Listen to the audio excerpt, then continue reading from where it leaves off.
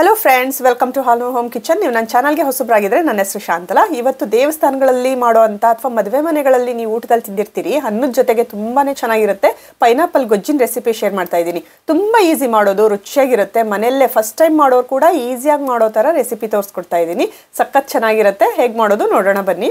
ಈ ಗೊಜ್ಜನ್ನ Udupi Brahmin style ಅಂತಲೂ ಹೇಳ್ತಾರೆ. ಉಡುಪಿ ಸೈಡ್ ಬ್ರಾಹ್ಮಿನ್ಸ್ ಮನೆಗಳಲ್ಲಿ ಪೂಜೆ, ಫಂಕ್ಷನ್ನು, ಮನೇಲಿ ಏನೇ ಕಾರ್ಯಗಳಾದರೂ ಅವ್ರ ಮನೆ ಅಡುಗೆನಲ್ಲಿ ಈ ಗೊಜ್ಜು ಇದ್ದೇ ಇರುತ್ತೆ, ಮಾಡೇ ಮಾಡ್ತಾರೆ. ಇವತ್ತಿನ ಪೈನಾಪಲ್ಲು ಅಥವಾ ಅನಾನಸ್ ಗೊಜ್ಜು ಮಾಡೋಕ್ಕೆ ನಾನೊಂದು ಮೀಡಿಯಮ್ ಸೈಜ್ ಪೈನಾಪಲ್ ಇದೆ, ಇದರಲ್ಲಿ ಅರ್ಧದಷ್ಟು ತೊಗೋತಾ ಇದ್ದೀನಿ ಅಷ್ಟೇ. ಅದಕ್ಕೆ ಸಿಪ್ಪೆ ಎಲ್ಲ ಎರಿಬೇಕು. ಮೊದಲು ತೊಟ್ಟು ಮುಂದೆ ಹಿಂದೆ ತೊಟ್ಟೆಲ್ಲ ನೀಟಾಗಿ ಕಟ್ ಮಾಡಿ, ಸಿಪ್ಪೆನ ಕೂಡ ತಿಕ್ಕಾಗಿರುತ್ತೆ, ಸ್ವಲ್ಪ ದಪ್ಪಗಿರುತ್ತೆ, ಕ್ಲೀನಾಗಿ ಎರ್ಕೊಳ್ಳಿ. ಸ್ವಲ್ಪ ಶಾರ್ಪ್ ಆಗಿರೋ ಅಂಥ ಚಾಕು ತಗೊಳ್ಳಿ. ಮತ್ತು ಮಧ್ಯದ ಪಾರ್ಟ್ ಬರುತ್ತಲ್ಲ, ಮಧ್ಯದಲ್ಲಿ ಸ್ವಲ್ಪ ದಪ್ಪಾಗಿರುತ್ತೆ, ಅದು ಅಷ್ಟು ಚೆನ್ನಾಗಿರಲ್ಲ. ಅದನ್ನು ಹಾಕಿದ್ರೆ ಅದನ್ನು ತೆಗೆದಾಕ್ಬಿಡಿ ಮಧ್ಯದ್ದು, ಆಮೇಲೆ ಪೀಸ್ ಮಾಡಿ ಇಟ್ಕೊಳ್ಳಿ. ನಾನಿಲ್ಲಿ ಸ್ವಲ್ಪ ದಪ್ಪಗೆ ಪೀಸ್ ಮಾಡ್ತಾ ಇದ್ದೀನಿ. ಆ ಥರ ಇದ್ದರೆ ಚೆನ್ನಾಗಿರುತ್ತೆ, ತಿನ್ನುವಾಗ ಬಾಯಿಗೆ ಸಿಗುತ್ತೆ ಅಂತ. ನಿಮಗೆ ಯಾವ ಸೈಜ್ ಬೇಕೋ ಆ ಸೈಜು ಪೀಸಸ್ ಕಟ್ ಮಾಡಿ ಎತ್ತಿಟ್ಕೊಳ್ಳಿ. ಈಗ ಮಸಾಲ ರುಬ್ಕೋಬೇಕು ಅದಕ್ಕೆ ನಾನು 1 ಟೀ ಸ್ಪೂನ್ ಅಷ್ಟು ಎಣ್ಣೆ ಹಾಕಿ ಒಂದು ಪ್ಯಾನ್ಗೆ, ಅದಕ್ಕೆ 1 ಟೇಬಲ್ ಸ್ಪೂನ್ ಕಡಲೆಬೇಳೆ, 1 ಟೇಬಲ್ ಸ್ಪೂನ್ ಅಷ್ಟು ಉದ್ದಿನಬೇಳೆ ಹಾಕ್ಬಿಟ್ಟು ಒಂದು ಸ್ವಲ್ಪ ಕೈ ಆಡಿಸ್ತಿದ್ದೀನಿ.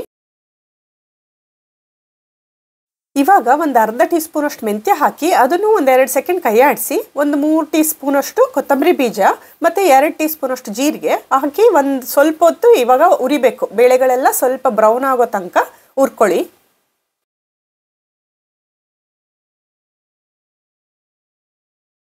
ಮೀಡಿಯಂ ಫ್ಲೇಮಲ್ಲೇ ಇಟ್ಕೊಂಡು ಹುರ್ಕೊಳ್ಳಿ. ಜಾಸ್ತಿ ಫ್ಲೇಮ್ ಮಾಡಿದ್ರೆ ಕಪ್ಪಾಗ್ಬಿಡುತ್ತೆ ಬೇಳೆಗಳು, ಅಷ್ಟು ಚೆನ್ನಾಗಿರಲ್ಲ. ಟೇಸ್ಟು ಒಂದು ಸ್ವಲ್ಪ ಕಹಿ ಆಗಕ್ಕೆ ಶುರುವಾಗುತ್ತೆ, ಅದಕ್ಕೋಸ್ಕರ. ನೋಡಿ ಇಷ್ಟಾದರೆ ಸಾಕು. ಸ್ವಲ್ಪ ಲೈಟ್ ಬ್ರೌನ್ ಆಗಿದೆಯಲ್ಲ, ಇವಾಗ ಇದಕ್ಕೆ ಎಳ್ಳು ಹಾಕಬೇಕು. ನಿಮ್ಮ ಹತ್ರ ಬಿಳಿ ಎಳ್ಳಿದ್ರೆ ಬಿಳಿ ಎಳ್ಳು ಹಾಕ್ಕೊಳ್ಳಿ. ನಾನು ಕಪ್ಪುದೇ ಇದೆ, ಅದನ್ನೇ ಹಾಕ್ತಾ ಇದ್ದೀನಿ. ಟೇಸ್ಟ್ ಏನು ಚೇಂಜ್ ಆಗಲ್ಲ, ಕಲರ್ ಅಷ್ಟೇ ಒಂದು ಸ್ವಲ್ಪ ಡಾರ್ಕ್ ಆಗುತ್ತೆ. ಕಪ್ಪು ಎಳ್ಳು 1-3 ಟೀ ಸ್ಪೂನು ಮತ್ತು ಬ್ಯಾಡಿಗೆ ಮೆಣಸಿನಕಾಯಿ, ಇದನ್ನು ನಾನು 5-6 ಮುರಿದಿಟ್ಕೊಂಡಿದ್ದೀನಿ. ಅರ್ಧಕ್ಕೆ ಮುರಿದ್ಬಿಟ್ಟು ಹಾಕ್ತಾ ಇದ್ದೀನಿ. ಒಂದು 5-6 ಬ್ಯಾಡಿಗೆ ಮೆಣಸಿನಕಾಯಿ ತೊಗೋತಾ ಇದ್ದೀನಿ. ಖಾರ ಇಷ್ಟೇ, ಬೇರೆ ಏನು ಖಾರ ಇದಕ್ಕೇನು ಹಾಕ್ತಾ ಇಲ್ಲ. ಸೊ ನಿಮಗೆ ಖಾರ ಜಾಸ್ತಿ ಬೇಕು ಅನ್ನೋರು ಒಂದು ಸ್ವಲ್ಪ ಗುಂಟೂರು ಕೂಡ 1-2 ಗುಂಟೂರು ಮೆಣಸಿನಕಾಯಿ ಅಥವಾ ಖಾರದ ಮೆಣಸಿನಕಾಯಿ ಹಾಕ್ಕೋಬೋದು. ಪೈನಾಪಲ್ ಗೊಜ್ಜು ಅಂದರೆ ತುಂಬ ಖಾರ ಇರಲ್ಲ. ಖಾರ ಇದ್ದರೆ ಅಷ್ಟು ಚೆನ್ನಾಗಿರಲ್ಲ. ಅದು ಹುಳಿಯಾಗಿ ಸಿಹಿಯಾಗಿರಬೇಕು. ಸ್ವಲ್ಪ ಖಾರನೂ ಇರುತ್ತೆ, ಹುಳಿನೂ ಇರುತ್ತೆ, ಸಿಹಿನೂ ಇರುತ್ತೆ, ಎಲ್ಲ ಮಿಕ್ಸ್ ಇರುತ್ತೆ. ಅದಕ್ಕೆ ಫ್ಲೇವರ್ ಅಷ್ಟು ಚೆನ್ನಾಗಿರುತ್ತೆ, ಆ ಟೇಸ್ಟು ಅದೇ ಥರ ಇರಬೇಕು. ಸೊ ಇಷ್ಟಾದರೆ ಸಾಕು. ನೋಡಿ, ಇದನ್ನು ಇವಾಗ ತಣ್ಣಗೆ ಹಾಕ್ಬಿಡ್ತೀನಿ. ಅದೇ ಪ್ಯಾನಲ್ಲಿ ಬಿಡೋಕೆ ಹೋಗ್ಬೇಡಿ, ಸ್ವಲ್ಪ ಜಾಸ್ತಿ ಬ್ರೌನ್ ಆಗಕ್ಕೆ ಶುರುವಾಗುತ್ತೆ. ಅದರಲ್ಲೇ ಬಿಸಿ ಇರುತ್ತಲ್ಲ ಪ್ಯಾನ್, ಅದಕ್ಕೋಸ್ಕರ. ಸೊ ನಾನೊಂದು ಬೌಲ್ಗೆ ಹಾಕ್ಬಿಟ್ಟು ಹಾರ್ಕೊಳಕ್ಕೆ ಬಿಡ್ತೀನಿ. ಇದ್ರ ಜೊತೆಗೆ ತೆಂಗಿನಕಾಯಿ ಹಾಕ್ಕೊಂಡು ರುಬ್ಕೋಬೇಕಾಗುತ್ತೆ. ಸ್ವಲ್ಪ ತಣ್ಣಗಾಗಲಿ, ಆಮೇಲೆ ರುಬ್ಕೊಳ್ಳೋಣ.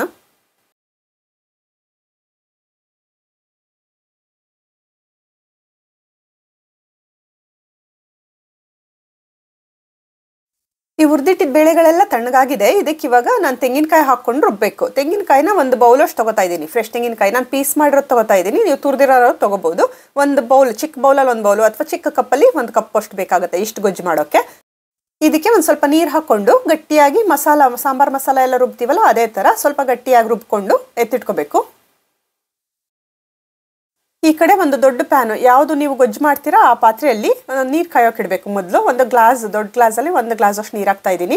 ನಾನು 1 ಬೌಲಷ್ಟು ಪೈನಾಪಲ್ ತೊಗೊಂಡಿದ್ದೀನಿ. ನೋಡಿ, ಇಷ್ಟು ಅರ್ಧ ಪೈನಾಪಲ್ಲು, ಒಂದು ಸ್ವಲ್ಪ ಮೀಡಿಯಮ್ ಸೈಜ್ ಪೈನಾಪಲಲ್ಲಿ ಇಷ್ಟಕ್ಕೆ 1 ಗ್ಲಾಸ್ ಅಷ್ಟು ನೀರು ಹಾಕಿದ್ದೀನಿ. ಪೀಸಸ್ಸು ಈ ಸೈಜ್ ಕಟ್ ಮಾಡಿ ಇಟ್ಕೊಂಡಿದ್ದೀನಿ. ನಿಮ್ಗೆ ಯಾವ ಸೈಜ್ ಬೇಕೋ ಆ ಸೈಜ್ ಕಟ್ ಮಾಡ್ಕೋಬೋದು.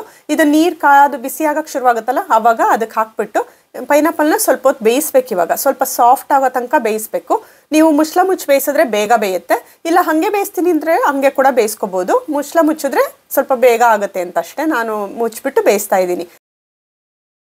ಇದು ಬೇಯೋಕ್ಕೆ ಅಟ್ಲೀಸ್ಟ್ ಒಂದು 8-10 ನಿಮಿಷ ಟೈಮ್ ತೊಗೊಳುತ್ತೆ. ಮೀಡಿಯಂ ಫ್ಲೇಮಲ್ಲೇ ಇಟ್ಕೊಂಡು ಬೇಯಿಸ್ಕೊಳ್ಳಿ. ಮಧ್ಯೆ ನೋಡ್ತಾ ಇರಿ, ನೀರು ಹಿಂಗೋದ್ರೆ ಪೂರ ಒಂದು ಸ್ವಲ್ಪ ನೀರು ಹಾಕಬೇಕು. ಸ್ವಲ್ಪ ನೀರಿನಂಶ ಇರಬೇಕು ಅದರಲ್ಲಿ. ಸೊ ಇದಕ್ಕಿವಾಗ ಸ್ವಲ್ಪ ಸಾಫ್ಟ್ ಆಗಿದೆ, ಬೆಂದಿದೆ ಚೆನ್ನಾಗಿ ಪೈನಾಪಲ್ಲು. ಅದಕ್ಕೆ ನಾನು 1 ಟೀ ಸ್ಪೂನ್ ಅಷ್ಟು ಉಪ್ಪು ಮತ್ತು 3 ಟೇಬಲ್ ಸ್ಪೂನ್ ಅಷ್ಟು ಬೆಲ್ಲ ಹಾಕ್ತಾ ಇದ್ದೀನಿ. ಬೆಲ್ಲ ನೀವು ಜಾಸ್ತಿ ಬೇಕಂದರೆ, ಸ್ವಲ್ಪ ಜಾಸ್ತಿ ಸ್ವೀಟ್ ಆಗಿರಬೇಕಂದ್ರೆ ಹೆಚ್ಚಿಗೆ ಹಾಕ್ಕೋಬೋದು. ಇದು ಬೆಲ್ಲ ಎಲ್ಲ ಕರಗದ ಮೇಲೆ ಒಂದು 4-5 ನಿಮಿಷ ಕುದಿಸ್ಬೇಕು. ಬೆಲ್ಲ ಮತ್ತು ಉಪ್ಪಲ್ಲಿ ಚೆನ್ನಾಗಿ ಪೈನಾಪಲ್ ಬೆಂದರೆ ಟೇಸ್ಟ್ ಚೆನ್ನಾಗಿ ಬರುತ್ತೆ. ಸೊ ಒಂದು 4-5 ನಿಮಿಷ ಕುದಿಸಿದ್ದೀನಿ. ಇವಾಗ ಇದಕ್ಕೆ ಮಸಾಲ ರುಬ್ಬಿಟ್ಕೊಂಡಿದ್ವಲ್ಲ, ಅದನ್ನು ಹಾಕ್ಕೋಬೇಕು. ನಾನಿಲ್ಲಿ ನೋಡಿ ಗಟ್ಟಿಯಾಗಿ ಚಟ್ನಿ ಅದಕ್ಕೆ ರುಬ್ಬಿಟ್ಕೊಂಡಿದ್ದೆ, ಹಾಕ್ಕೋತಿದ್ದೀನಿ. ಇದನ್ನು ಹಾಕಿ ಮಿಕ್ಸಿ ಜಾರು ತೊಳೆದಿದ್ದು ಅಥವಾ ಬೌಲ್ ತೊಳೆದಿದ್ದೆಲ್ಲ ನೀರಿದ್ರೆ ಎಕ್ಸ್ಟ್ರಾ, ಅದನ್ನು ಕೂಡ ಹಾಕಿ ಮಿಕ್ಸ್ ಮಾಡ್ಕೊಳ್ಳಿ ಚೆನ್ನಾಗಿ. ಈ ಮಸಾಲೆ ಎಲ್ಲ ಸ್ವಲ್ಪ ಹಸಿ ವಾಸನೆ ಹೋಗೋವರೆಗೂ ಕುದಿಸ್ಬೇಕು. ಒಂದು 4-5 ನಿಮಿಷ ಕುದಿಸ್ಬೇಕಾಗತ್ತೆ. ಮತ್ತು ನೀರು ಕೂಡ ನೀವು ಕನ್ಸಿಸ್ಟೆನ್ಸಿ ನೋಡ್ಕೊಂಡು ಹಾಕ್ಕೊಳ್ಳಿ. ನಿಮಗೆ ಸ್ವಲ್ಪ ತೆಳ್ಳಗೆ ಬೇಕಂದರೆ ಸ್ವಲ್ಪ ಜಾಸ್ತಿ ನೀರು ಹಾಕಿರಿ. ಕುದಿತಾ ಅದು ಗಟ್ಟಿ ಆಗ್ತಾ ಹೋಗುತ್ತೆ. ಇವಾಗ ಟೇಸ್ಟ್ ಕೂಡ ನೋಡಿ, ಉಪ್ಪು ಹುಳಿ ಖಾರ ಎಲ್ಲದೂ ಒಂದೇ ಹದಕ್ಕಿದ್ರೆ ಈ ಗೊಜ್ಜು ಚೆನ್ನಾಗಿರುತ್ತೆ. ಯಾವುದು ಹೆಚ್ಚು ಯಾವುದು ಕಮ್ಮಿ ಇರಬಾರ್ದು. ಸೊ ಮೂರನ್ನು ನೋಡಿಕೊಂಡು ಒಂದು ಹದವಾಗಿ ಈಗ ಒಂಚೂರು ಎಕ್ಸ್ಟ್ರಾ ಬೇಕಾದರೆ ಹಾಕ್ಕೋಬೋದು. ಮತ್ತು ಕನ್ಸಿಸ್ಟೆನ್ಸಿ ನೋಡಿ, ನಿಮಗೆ ಈ ಥರ ಥಿಕ್ನೆಸ್ಸು ಕರೆಕ್ಟಾಗಿದೆ ಅನ್ನಿಸ್ದಾಗ ಒಂದು 10 ರಿಂದ 15 ಹಸಿ ಕರಿಬೇವಿನ ಎಲೆನ ಹಾಕ್ಬಿಟ್ಟು 1 ನಿಮಿಷ ಕುದಿಸಿ. ಈ ಥರ ಮಾಡೋದ್ರಿಂದ ಫ್ಲೇವರ್ ತುಂಬಾ ಚೆನ್ನಾಗಿ ಬರುತ್ತೆ. ಮತ್ತು ಎಂಡಲ್ಲಿ ಇನ್ನೇನು ಆಫ್ ಮಾಡ್ತೀನಿ ಅನ್ನೋವಾಗ ಫ್ರೆಶ್ ಕೊತ್ತಂಬರಿ ಸೊಪ್ಪನ್ನು ಸ್ವಲ್ಪ ಹಾಕಿಬಿಟ್ಟು ಸ್ಟವ್ ಆಫ್ ಮಾಡಿಬಿಡಿ. ಕೊತ್ತಂಬರಿ ಸೊಪ್ಪು ಹಾಕಿದ್ಮೇಲೆ ಕುದಿಸೋಕೆ ಹೋಗಬೇಡಿ.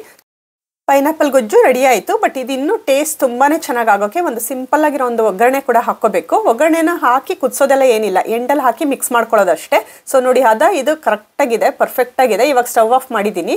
ಗೊಜ್ಜು ಈ ಅದಕ್ಕೆ ಇರಬೇಕು. ಇದು ತಣ್ಣಗಾದ್ಮೇಲೆ ಇನ್ನೊಂದು ಸ್ವಲ್ಪ ಗಟ್ಟಿ ಆಗುತ್ತೆ. ನಾನೊಂದು ಹಾಗಲಕಾಯಿನ ಗೊಜ್ಜಿಂದು ರೆಸಿಪಿ ಕೂಡ ಶೇರ್ ಮಾಡಿದ್ದೀನಿ. ಅದ್ರ ಮಸಾಲ ಇದಕ್ಕಿಂತ ಸ್ವಲ್ಪ ಡಿಫ್ರೆಂಟ್ ಆಗಿರುತ್ತೆ, ಬಟ್ ಟೇಸ್ಟು ಅದೂ ತುಂಬಾ ಚೆನ್ನಾಗಿರುತ್ತೆ. ಅದು ಡಿಸ್ಕ್ರಿಪ್ಷನ್ ಬಾಕ್ಸಲ್ಲಿ ಲಿಂಕನ್ನು ಕೂಡ ಹಾಕಿರ್ತೀನಿ, ನೀವು ಬೇಕಾದರೆ ಅದನ್ನು ಕೂಡ ಚೆಕ್ ಮಾಡ್ಕೊಳ್ಳಿ. ಒಗ್ಗರಣೆಗೆ 1 ಟೇಬಲ್ ಸ್ಪೂನ್ ಅಷ್ಟು ಎಣ್ಣೆ ಹಾಕೊಂಡಿದ್ದೀನಿ. ಎಣ್ಣೆ ಕಾದ್ಮೇಲೆ ಒಂದು ಅರ್ಧ ಟೀ ಸ್ಪೂನ್ ಸಾಸಿವೆ, ಒಂದು 10-15 ಕರಿಬೇವಿನ ಎಲೆ ಹಾಕಿಬಿಟ್ಟು ಕೈ ಆಡಿಸಿ. ಹಿಂಗೆ ಹಾಕೋಕೆ ಹೋಗ್ಬಿಡಿ. ಹಿಂಗೆ ಹಾಕಿದ್ರೆ ಟೇಸ್ಟು ಫ್ಲೇವರ್ ಚೇಂಜ್ ಆಗಿಬಿಡುತ್ತೆ, ಅದು ಡಿಫ್ರೆಂಟ್ ಆಗಿರುತ್ತೆ, ಅಷ್ಟು ಚೆನ್ನಾಗಿರಲ್ಲ. ಇಷ್ಟು ಮಾತ್ರ ಸಾಕು, ಇಷ್ಟು ಹಾಕಿದ್ರೆ ಸಾಕು, ಚೆನ್ನಾಗಿರುತ್ತೆ. ಇದನ್ನು ಹಾಕಿ ನಾನು ಸರ್ವಿಂಗ್ ಬೌಲ್ಗೆ ಪೈನಾಪಲ್ ಗೊಜ್ಜನ್ನ ಸರ್ವ್ ಮಾಡ್ಕೊತಿದ್ದೀನಿ. ಎಂಡಲ್ಲಿ ಅದ್ರ ಮೇಲೆ ಹಾಕ್ಕೊಂಡು ಒಗ್ಗರಣೆನ ಮಿಕ್ಸ್ ಮಾಡಿಕೊಂಡ್ರೆ ಸಾಕು. ಮಿಕ್ಸ್ ಮಾಡಿ ಸರ್ವ್ ಮಾಡೋದು. ಪೈನಾಪಲ್ ಗೊಜ್ಜು ನೀವು ಯಾವತ್ತೂ ಮನೇಲಿ ಟ್ರೈ ಮಾಡಿಲ್ಲ ಅಂದರೆ ಇದನ್ನು ಒಂದ್ಸಲ ಟ್ರೈ ಮಾಡಿ ನೋಡಿ. ಖಾರ, ಸಿಹಿ, ಹುಳಿ ಎಲ್ಲ ಇರೋವಂಥ ಒಂದು ಟೇಸ್ಟಿಯಾಗಿರೋವಂಥ ಗೊಜ್ಜಿದು. ಅನ್ನಕ್ಕೂ ಚೆನ್ನಾಗಿರುತ್ತೆ. ಕೆಲವರಿಗೆ ದೋಸೆ ಇಡ್ಲಿ ಕೂಡ ಇದನ್ನು ಮಾಡ್ಕೋತಾರೆ, ತುಂಬಾ ಚೆನ್ನಾಗಿರುತ್ತೆ. ಅದ್ರ ಜೊತೆ ಕೂಡ ಕಾಂಬಿನೇಷನ್ನು. ನೀವು ಒಂದ್ಸಲ ಟ್ರೈ ಮಾಡಿ ನೋಡಿ. ಹೇಗೆ ಬಂತು ಕಾಮೆಂಟ್ ಮಾಡಿ ಹೇಳಿ. ಮುಂದಿನ ರೆಸಿಪಿಯಲ್ಲಿ ಸಿಗೋಣ. Take care everyone. ಬಾಯ್.